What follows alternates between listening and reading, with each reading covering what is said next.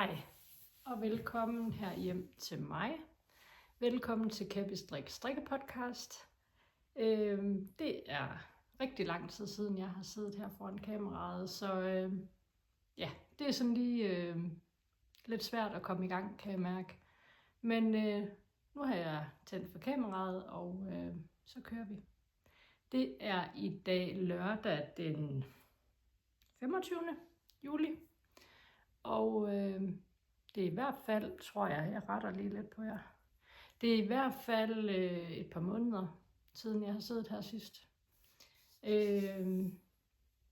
Tiden er bare gået. Jeg har ikke, det kommer jeg tilbage til, mit strikkeliv, det har været sådan en underlig, sjov størrelse. Der har været lidt ferie, og så synes jeg bare, at job det fylder enormt meget lige nu. Så der har også været lidt med overskud og så videre. Men nu tænkte jeg, at det skulle være nu. Også selvom at jeg ikke har ret meget at snakke om. Sådan færdig strikmæssigt.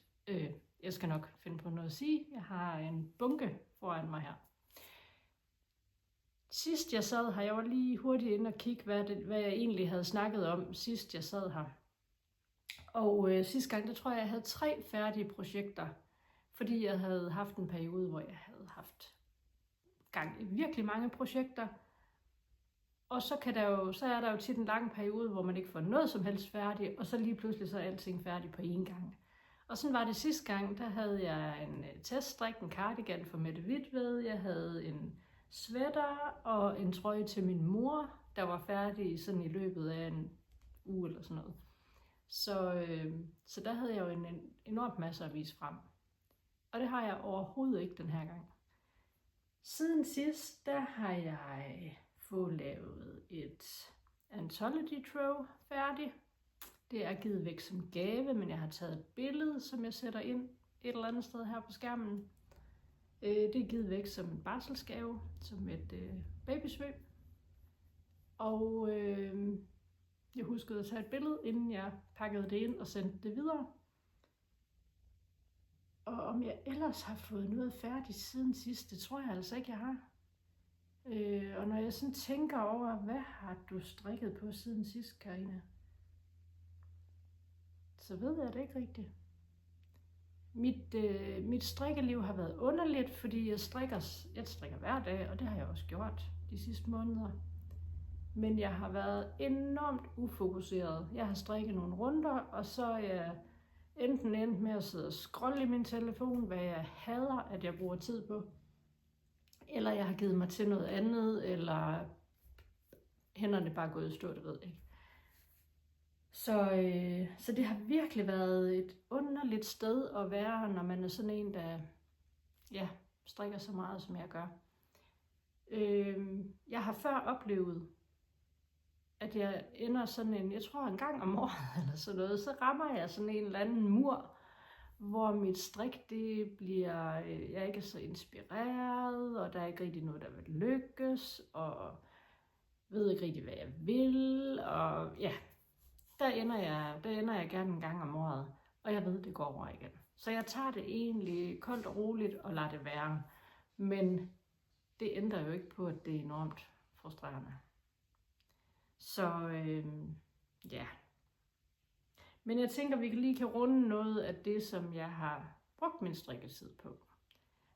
Fordi afsnittet i dag vil jeg også bruge på at snakke lidt om nogle refleksioner, jeg har haft omkring mit strik.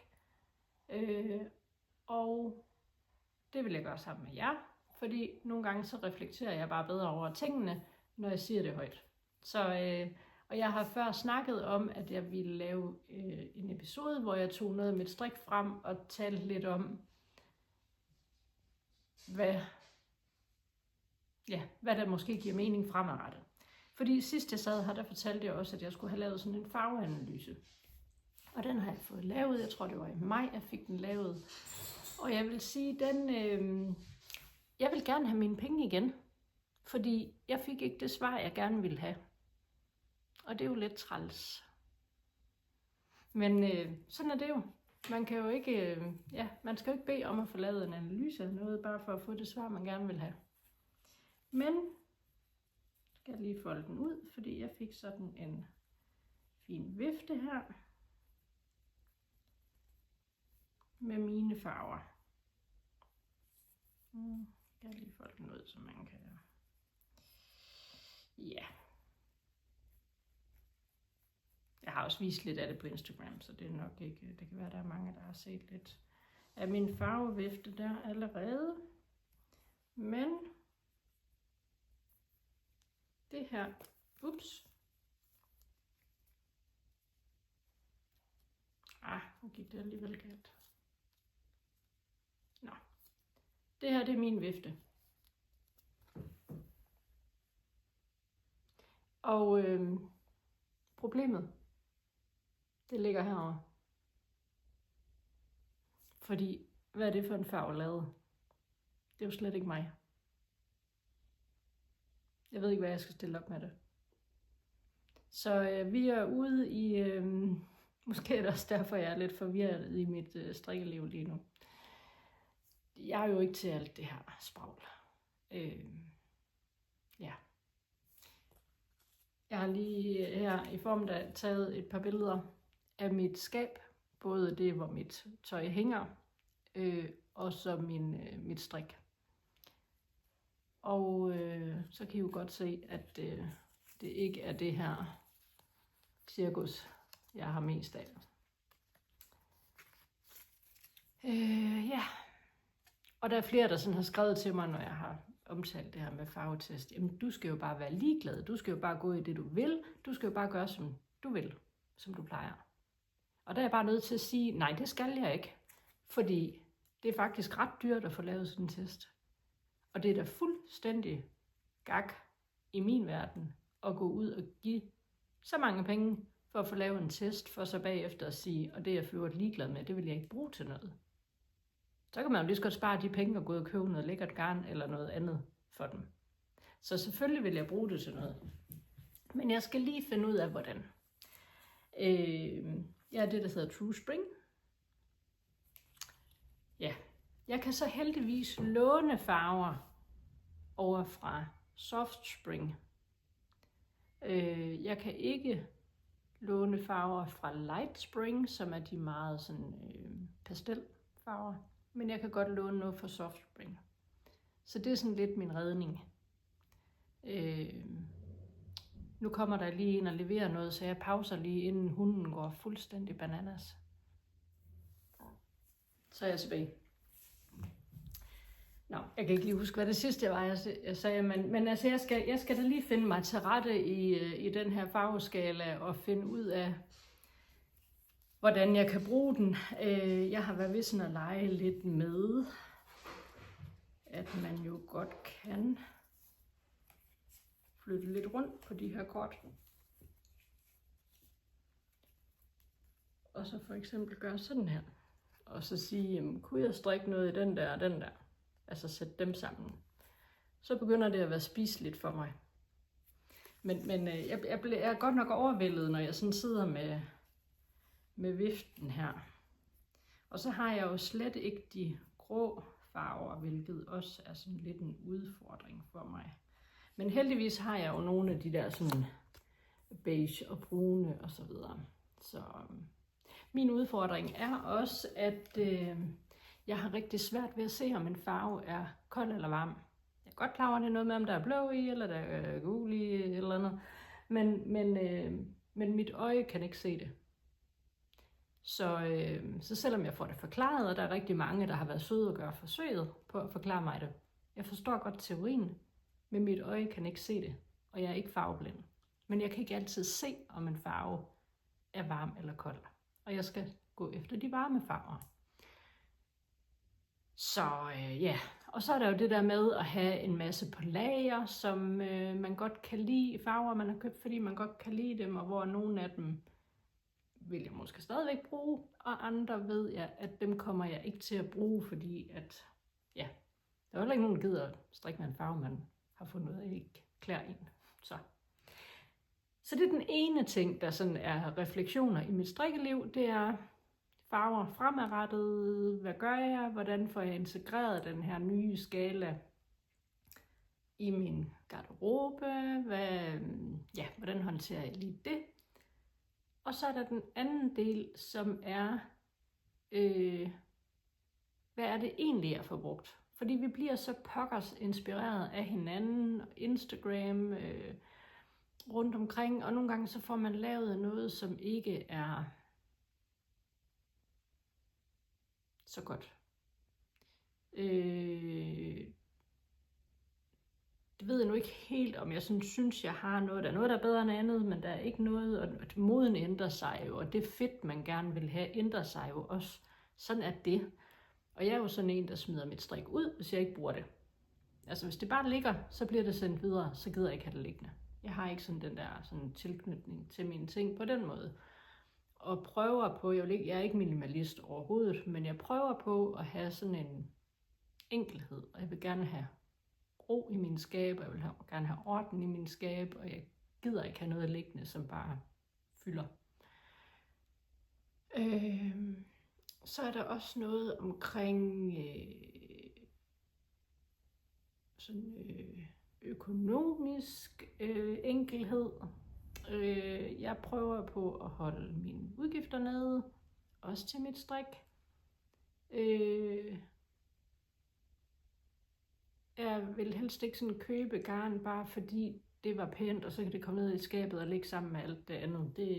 Det giver ikke mening for mig. Så der er også noget omkring, hvad vil jeg sige med det? Altså at få brugt det, jeg har, men omvendt har jeg ikke så meget, at jeg kan strikke i et år, uden at købe nyt garn. Det kan ikke lade sig gøre. Men kan jeg få brugt noget af det, jeg har, eller skal det videre? Jeg har ikke købestop, men jeg vil gerne forsøge at holde, der er også gået lidt sport i det, så jeg vil gerne forsøge at holde mine udgifter nede. Jeg vil gerne forsøge at se, hvor god jeg kan være til ikke at købe nyt.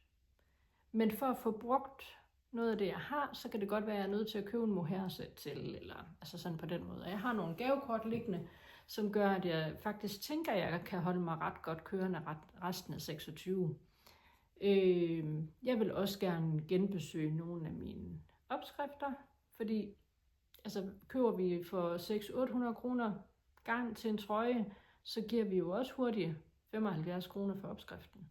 Strikker den en gang og har den liggende. Jeg har købt virkelig mange opskrifter på noget, og det kommer vi også til at snakke om i dag, hvor jeg så strikker det, og så nej, det var egentlig ikke, så piller jeg det op, og det vil sige, at jeg har opskrifter liggende, som jeg har givet måske 75 kroner for, og ikke kommer til at bruge. Det kan man jo ikke vide på forhånd, om det er. Men jeg vil gerne være sådan lidt mere bevidst omkring sådan nogle ting. Og jeg har helt sikkert nogle opskrifter liggende, som godt kunne bruges igen. Så der er også noget der, som jeg sådan, prøver på at være bevidst omkring.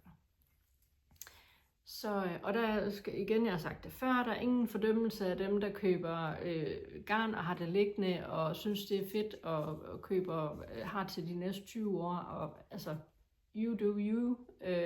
Jeg gør, hvad der giver mening for mig, og intet er rigtigt eller forkert. Vi skal jo alle sammen gøre, som vi gerne vil, og jeg synes, det er enormt sjovt at se på andres garn. Det giver bare ikke mening for mig at sætte min opsparing i garn. Så ja. Men hvis vi lige sådan skal runde det, som jeg strikker på, og så vil jeg snakke lidt om noget af mit strik, mit gamle strik, mit strik inden for skabet bagefter. Så,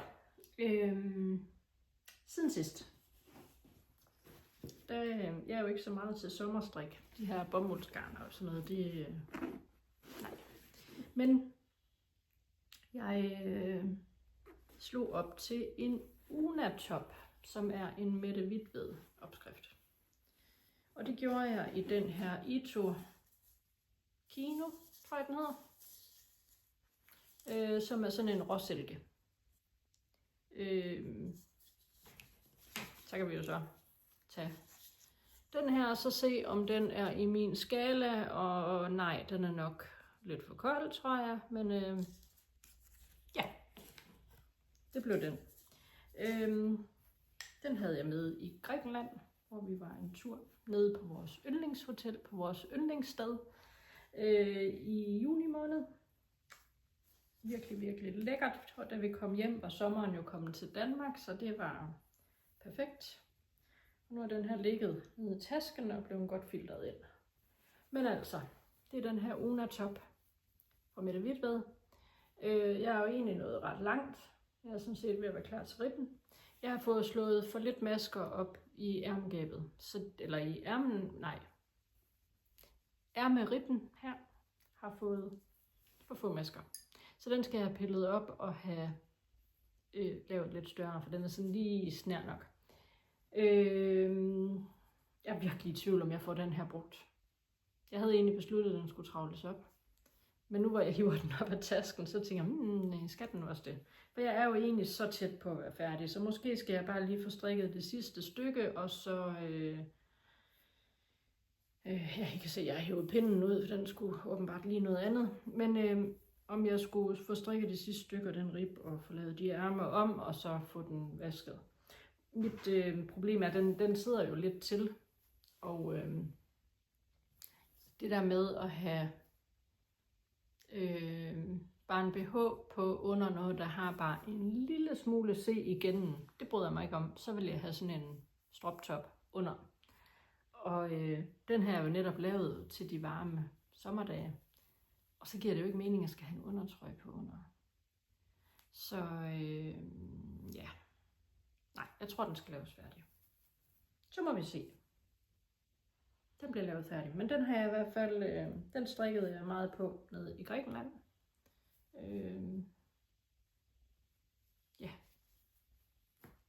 Der er ikke så meget at sige til den opskrift. Meget enkel og nem at følge. Men ja, jeg havde egentlig, det er lidt sjovt, jeg havde egentlig bestemt mig for, at den skulle pilles op, men det tror jeg ikke, den skal alligevel. Nå, så blev jeg jo sur på den her, fordi jeg tænkte, den skal jeg ikke have alligevel.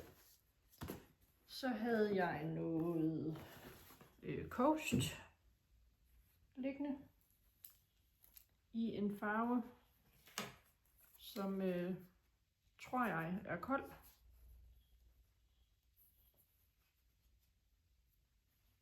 Og som ikke er på min farveskala. Det går godt det her. Der slog jeg op til en Sakura camisole fra Dorte Bak. Og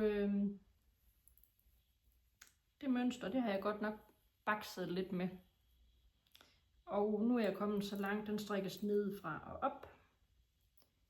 Nu er jeg kommet så langt, at jeg skal til at skille fra for og bag. Og så opdager jeg, at jeg har læst diagrammet forkert. Det er en opskrift, der er skrevet lidt kringlet, synes jeg. Men i hvert fald så har jeg læst det forkert. Og det vil sige nu, hvor jeg skal til at dele diagrammet, så så vender noget af det forkert. Lige nu er jeg bare sur på den, så den skal pilles op. Om jeg strikker den igen, det ved jeg ikke. Det må jeg lige se på. Jeg synes jo, den er enormt flot. Så det kan godt være. Jeg tror også, jeg er i en periode lige nu, hvor min hjerne ikke kan... Min hjerne kan nok ikke... Det er ikke, fordi jeg føler mig stresset eller presset som sådan, men min hjerne kan ikke kapere sådan de helt store... der er et eller andet. Jeg kan se inde på min statistik på YouTube, at mange af mine følgere herinde på kanalen er sådan omkring min alder, så vi kan jo godt snakke lidt om overgangsalder. Og ja, der er ikke helt så meget kapacitet. Der er dage, hvor jeg tror, jeg er ved at blive ramt af demens. Der er dage, hvor jeg har ordfindingsbesvær. Der er dage, hvor jeg nærmest ikke kan tænke en sammenhængende tanke. Jeg har startet på hormonbehandling for nogle måneder siden, så der er kommet styr på hedeture og nattesøvn. Det er wow. At få sin nattesøvn tilbage og slippe for de der hedeture, især om natten, det er fantastisk. Men der er noget omkring hjernekapacitet, der stadigvæk er lidt en udfordring. Så måske også derfor er der noget med opskrifter og sådan noget, der bare bøvler lige nu. Jeg ved det ikke helt. Ja. Men at starte på hormonbehandling har virkelig været wow. Så jeg synes, den her Sakura Camisole og i det hele taget det der Sakura mønster, som Dorte Bachheim i flere af sine designs, er virkelig, virkelig flot. I det hele taget kan jeg godt lide hendes æstetik omkring hendes designs. Men hold da op, hvor har jeg bøvlet med den her opskrift. Men det kan godt være, når jeg ligesom føler, at hvis jeg får en periode, hvor min hjerne den gider samarbejde, så kan det da godt være, at jeg prøver igen. Jeg har jo købt opskriften, så den ligger jo bare og kan vente på, at jeg kan blive klar. Coast er jo et garn fra Holst, som er sådan et blandingsgarn med uld og bomuld, og virkelig, virkelig lækkert. Ja. Så det har jeg strikket i før. Virkelig et skønt garn. Og meget prisvenligt. Så ja. Men den skal i hvert fald, jeg tror egentlig bare lige, at jeg lægger den til side her, fordi den skal jeg have pillet op. Det er en ommer. Så den røg lige over i sofaen. Nå, da jeg så havde skændtes med de her to sommertoppe, så strikkede jeg på lidt strømpe. Jeg har den lige med her. Det er ikke fordi, jeg sådan gider gå i dybden med det. Det er jo bare bum bum blum. Og ved til strømpe. Måske bliver det en gave. Jeg skal lige vurdere, om de er store nok. Min søster, hun rejser til Grønland om ikke så længe og skal arbejde deroppe i en kortere periode, så jeg havde egentlig tænkt, at det kunne da godt være, at hun skulle have nogle lune strømper med deroppe. Men nu ser vi lige, hvor langt jeg når. Men en færdig og en mere på vej, og så har jeg ellers 20 par andre halvfærdige strømper liggende, som jeg indimellem strikker lidt på. Det er jo sådan noget, jeg tit har med på farten. Det er sådan noget strømpegejl. Det strikkede jeg også på nede i Grækenland, for de var nemlig at have med i tasken. Så dem skal jeg også videre med. Det ryger lige hernede. Nå, så er der... Vi er kommet ind i sådan en periode i vores liv, hvor folk omkring os bliver, altså venner familie bliver bedsteforældre. Vi er ikke der endnu, eller rettere sagt, det er vores børn ikke. Så det er ikke sådan lige på vej for vores vedkommende med børnebørn. Men vi har venner, som begynder at få børnebørn. Og der var det der tæppet, jeg havde strikket. Det var til et hold venners nye barnebarn. Og så har vi et andet hold venner, som også skal være bedsteforældre. Og der er jeg også gået i gang med... der havde jeg først købt noget garn til et projekt.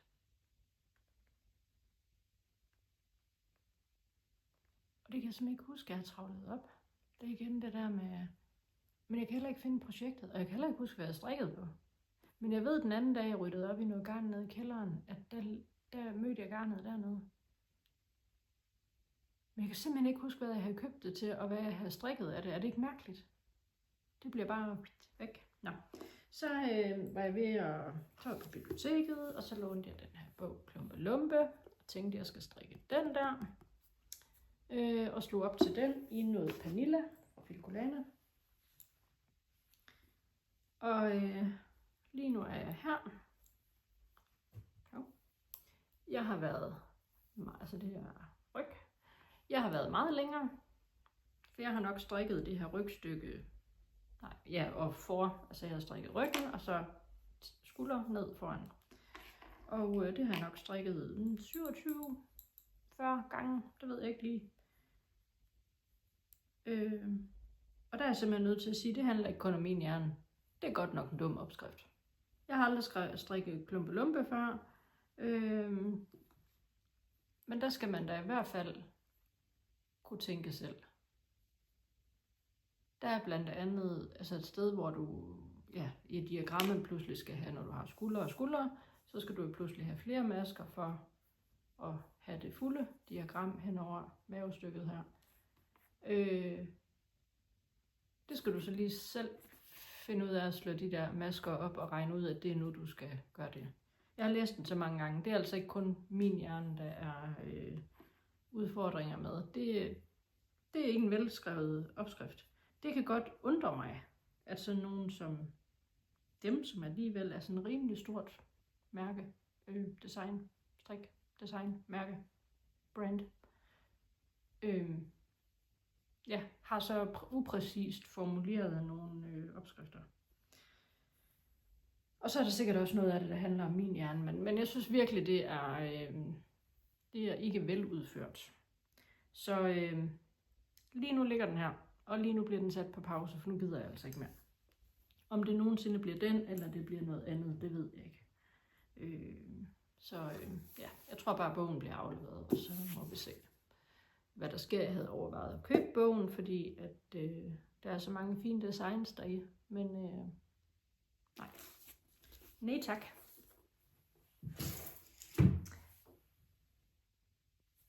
Så skulle jeg finde på noget andet, for det hele det driller. Der er ingenting, der lykkes. Der er ikke noget, der... Så hvad skulle jeg så gøre? Så har jeg længe taget tilløb til at strikke en Anita's Tea af Mette Hvidtved. Har opskriften liggende. Jeg var nede og kigge i gemmerne. Jeg har ikke noget til sådan et helt projekt i den. Så jeg var ved at kigge lidt på også mit håndfarvede garn, om der er noget der, jeg kan bruge. Og nu er jeg startet op, så må vi se, hvordan jeg vil sige. Det er til gengæld en opskrift, der er meget, meget enkel, meget, meget nem at følge. Der er ikke så meget at blive uvenner med der. Så nu har jeg slået op. Jeg synes, det ser giga ud, men jeg rammer strikkefastheden. Det er en strikkefasthed på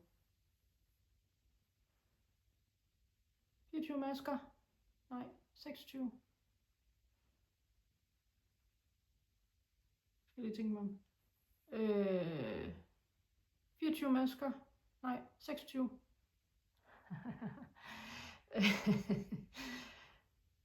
Strikkefastheden er 26 masker, tror jeg. Og jeg havde 24, da jeg lige havde strikket det første stykke. Så gik jeg en pind op, og nu er jeg sådan næsten på 26. Jo, det var ret sådan.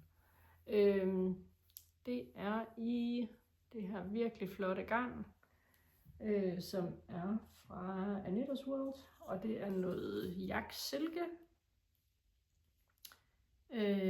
i en farve, der hedder guld og grønne skove. Meget, meget smuk.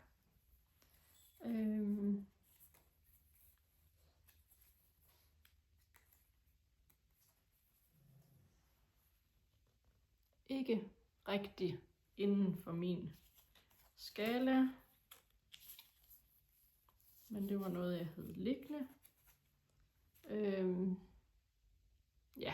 Der er sikkert for meget guld, jeg ved ikke. Men nu strikker jeg det. Vi må se. Og jeg synes bare, den er vanvittigt flot. Tanken er, at nu strikker jeg indtil jeg når ned, hvor jeg skal strikke rundt. Og så skal der sættes en anden farve til. Og det har jeg sådan dimlet lidt frem og tilbage, hvad der skal ske. Jeg har den her, som man kunne lave et eller andet med, men den tror jeg nok er røget ud igen. Jeg har sådan en ufarvet jaksilke. Måske kan den noget. Jeg har en blå jaksilke. Måske kan den noget. Så har jeg en merino silke. Også fra Anita's World. Som jeg helt sikkert synes kan noget. Det er så heller ikke min farve. Men det var en, jeg havde skældt. Så måske strikker jeg bare ned, indtil jeg skal begynde at strikke rundt. Og så tager den her.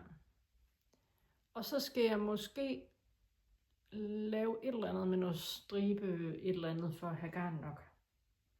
Men jeg ved også, hvis jeg får for meget forskelligt sat ind i den her, så kommer vi netop ud i det der, hvor at, det bliver for tvivligt til mig.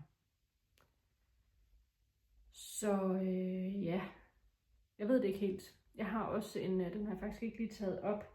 Jeg har en anden merino silke, en kommerciel garn nede i kælderen, som er sådan en varm gråbrun. Det kunne også være for, ja, jeg skal jo også lige have garn nok. Så det ved jeg ikke lige helt, men nu er jeg i hvert fald startet, og det her det er frem og tilbage, og der er ikke så meget at tage stilling til i opskriften, og det er bare lige ud af landevejen. Så nu kører det. Jeg synes, den ser enormt stor ud, når jeg sådan lige, men den er jo selvfølgelig også sådan lidt bred model. Ja, men jeg synes, min strikkefasthed, den er der. Så, men det ved ikke, nu må vi se, ellers så må jeg pille op og gå en størrelse ned. Det ser jeg på.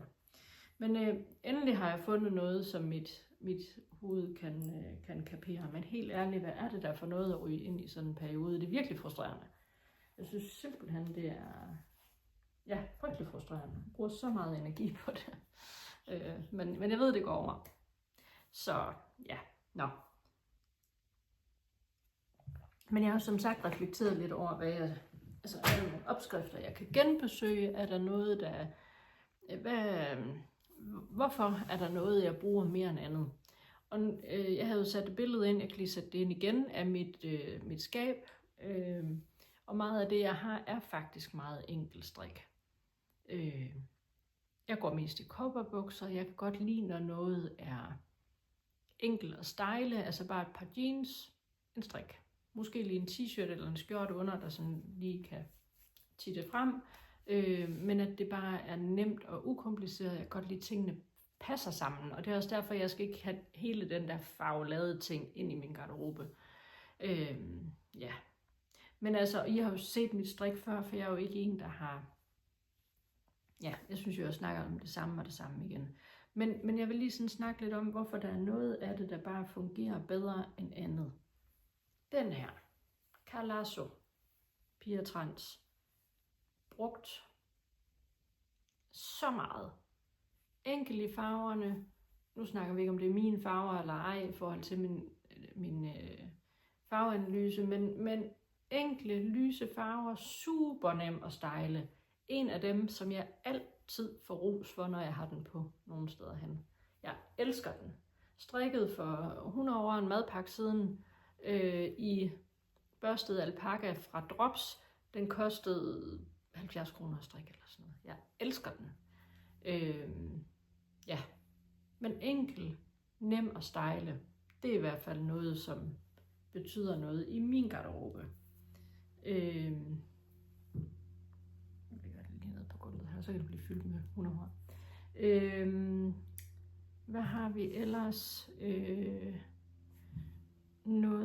Den her, det er en Sara Nordlund. Sari Nordlund, hedder hun ikke det? Sari Nits, finsk strikdesigner. Igen, enkelt farve, enkelt design, nem at style. Ja, bare brugt virkelig, virkelig meget. Helt enkelt. Ja, ikke så meget hejs. Om jeg vil strikke den igen, det ved jeg ikke lige. Ikke fordi opskriften fejler noget overhovedet, men det er nok bare sådan en, jeg tænker, nu har jeg lavet den. Jeg kunne så gengæld godt finde på at lave noget andet af hendes design. Og jeg er meget til det her med altså snoninger og noget lace-mønster og sådan noget. Det kunne jeg også se på den sidste, den der Carlasso. Jeg har også den her cardigan. Irene Lind. Igen. Enkle farver, ikke så meget pang. Noget med noget lace og noget snoninger. Brugt virkelig, virkelig, virkelig meget. Altså, sjældent jeg har knapperne. Jeg har aldrig haft knapperne åbent, tror jeg. Altid bare på med et eller andet under, og så virkelig, virkelig nem at style. Og i en rolig farve. Det er bare sådan noget, der ja, så det er jo det der med sådan fremadrettet, de der tivoli-farver, de klare, lyse forårsfarver fra True Spring. Ja, jeg ved ikke rigtig, hvad jeg skal med dem. Hvad har jeg ellers, hvis jeg lige kan snakke om? Jeg har den her, den vil jeg gerne strikke igen. Det er den, der hedder Salty Days fra Veronica Lindberg. Hende, der også hedder Kutuva Kika. Den er lige i det store, den her. Jeg kunne godt tænke mig at strikke den igen, og så i en lidt mindre størrelse. Jeg kan ikke huske, om der var noget med min strikkefasthed på den her. Det er nogle år siden, jeg har strikket den. Men jo virkelig også, der er også noget enkelhed over den, netop fordi garnet er roligt. Jeg ved ikke lige, hvor gjorde jeg af min... Hvor gjorde jeg nu af min farve? Jeg tror... Ej, hvor gjorde jeg af den? Bum, bum, bum. Nej, den var der. Det var bare lige for at se med... Jeg tror nemlig slet ikke, jeg har noget orange i min...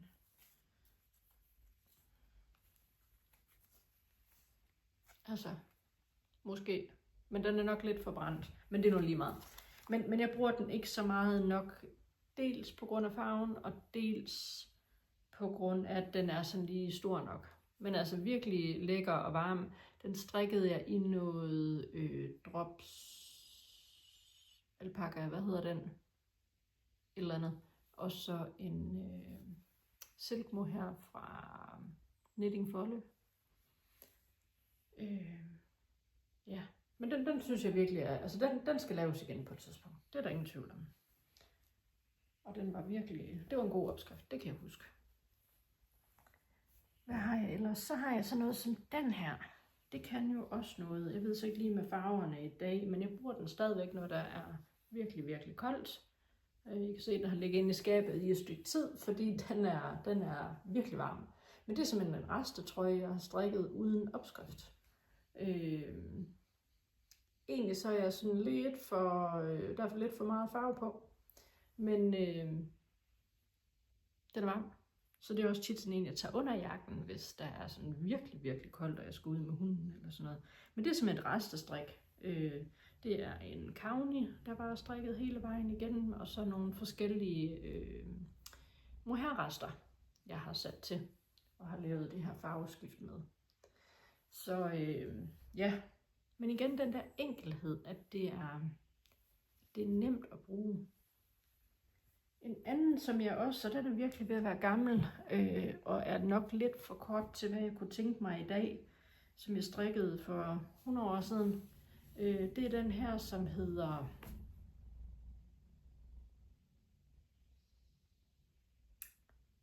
Det er væk lige nu. Jeg har ikke tænkt mig at skrive alle dem her på skærmen. Så I må spørge, hvis det er. Og her kan jeg også lige indskyde, at den hedder Claire, og den er fra Ankestrik. Den sidder meget dybt, så den er ikke så praktisk under en jakke. Men jeg har virkelig brugt den meget, og jeg har shavet den mange gange, fordi den har fnullet. Det er noget lækkert ufarvet garn, jeg købte ved Anita's World en gang. Men den har jeg virkelig... Ej, hvad er det nu, den hedder? Måske skriver jeg det på skærmen, hvis jeg lige har overskud til det. Ellers så må I spørge. Men meget, meget enkel. Meget, meget altså, smuk. Den har jeg virkelig, virkelig, virkelig, virkelig brugt meget. Virkelig meget. Måske kommer jeg lige pludselig efter, hvad den hedder. Men igen, enkelhed. Det er det, jeg skal have mere af inde i mit... Eller jeg skal holde fast i den der enkle stil. Men jeg skal finde ud af, hvordan jeg vil inkorporere de her nye farver i det, uden at det bliver tivoli. En anden, jeg også skal have lavet igen, helt 100, det er den her fra Rauma. Det er en Rauma-opskrift. Den er desværre filtet en smule. Jeg kan ikke huske, at jeg har smidt den i vaskemaskinen. Men det må jeg jo et eller andet sted have gjort. Den er altså lidt filtet nu. Strikket i noget lækkert... Måske mere lin og Trio 1 fra Isager. Blev en for kort, og desværre filtede en smule. Men altså virkelig, virkelig smuk på med de her ærmer, og nu er den sådan... Men ja, virkelig, virkelig fin. Den skal jeg helt 100 have strikket igen. Men igen, enkelhed, ikke også? Ja, det er bare det, jeg får brugt. Jamen skal jeg blive ved? Det er jo, ja, det er jo noget af det er jo meget, meget gammelt. En af dem, jeg også har brugt virkelig, virkelig, virkelig meget. Og slet ikke vil strikke sådan her i dag. Men det er... Ingen Dækkedar, som jeg strikkede, da den udkom. Det er en af dem, jeg stadigvæk bruger, men mest herhjemme. Altså det er sådan en, når jeg bare dasker rundt herhjemme i parnetbukser og lige skal have en trøje over, så er det den. Og den rammer faktisk der i min farveskala er der en cantaloupe og en koral. Og den er jo simpelthen spot on. Jeg har altid tænkt, det var en farve, jeg ikke kunne bruge. Og det er så lidt sjovt, at den lige er i min farveskala.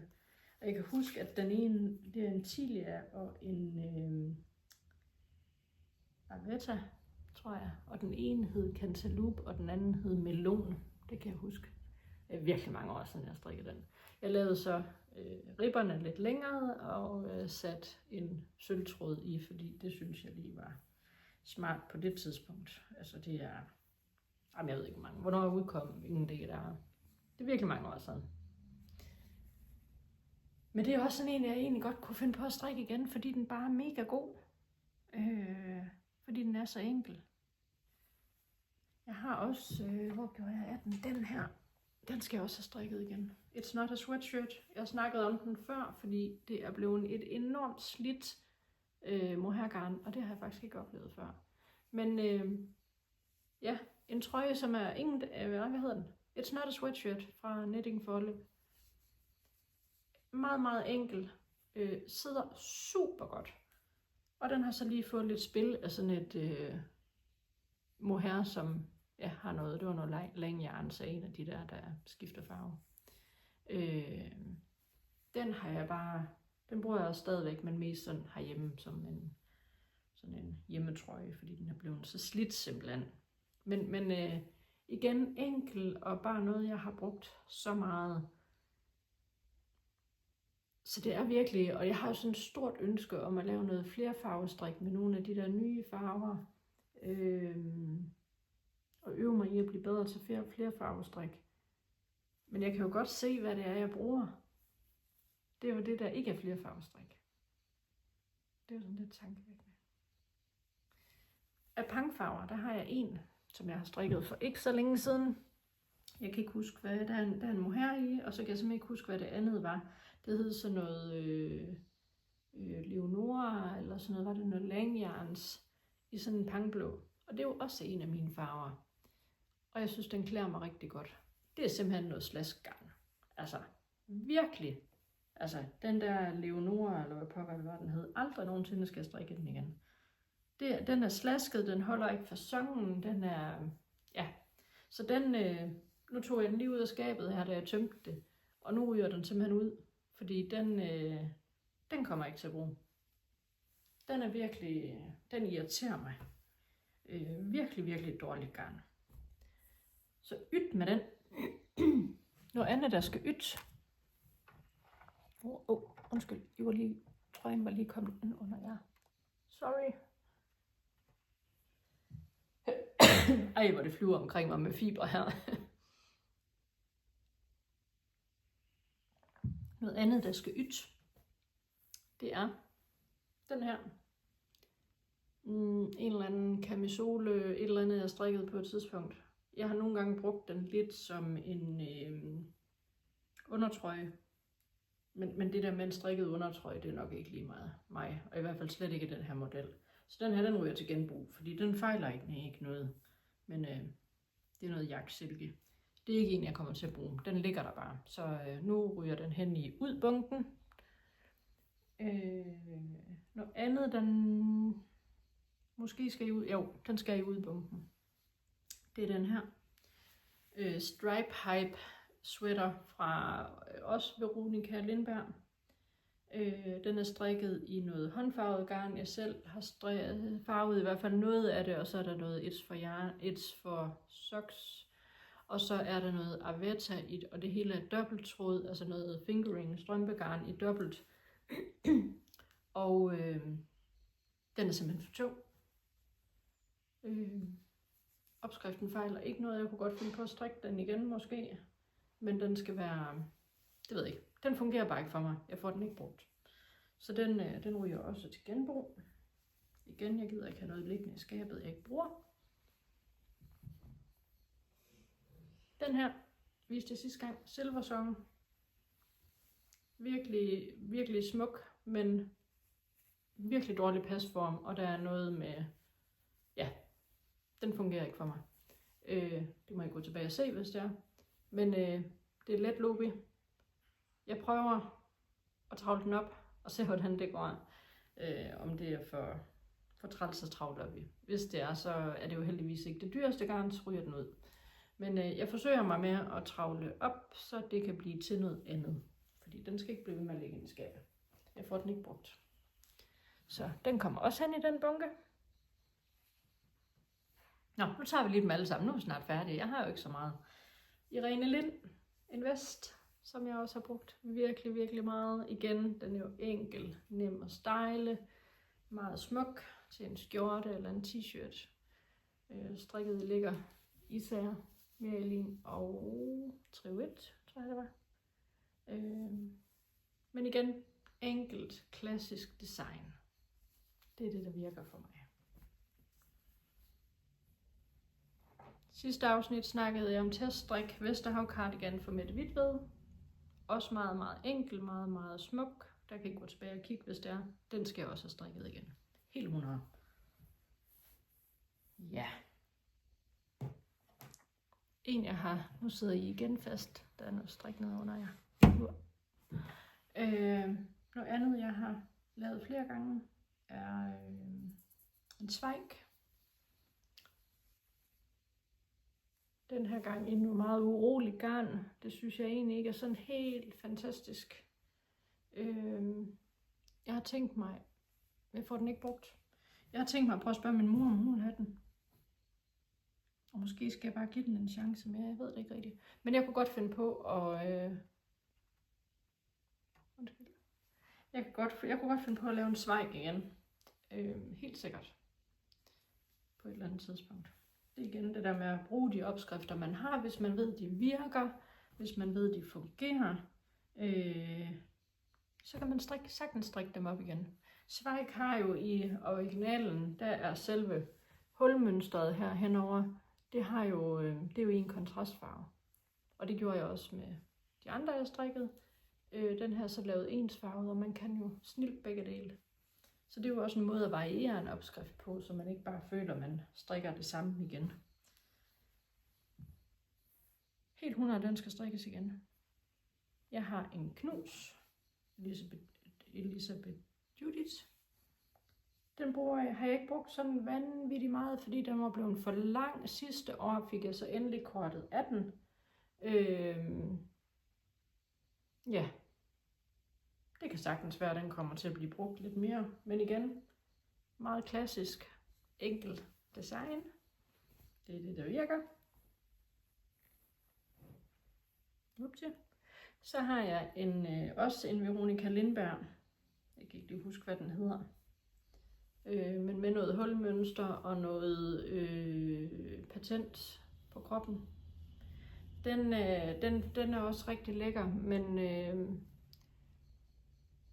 der er noget med fittet, som måske ikke passer så meget til det, jeg går med længere af bukser og sådan noget. Så den bliver ikke rigtig brugt længere. Så ja. Måske bliver den givet videre. Den er også blevet lidt kort i ærmeren. Det har altid været lidt et issue for mig, men jeg har virkelig, virkelig, virkelig brugt den meget. Den kunne jeg også godt finde på at strikke igen, men så ville jeg nok lave kroppen.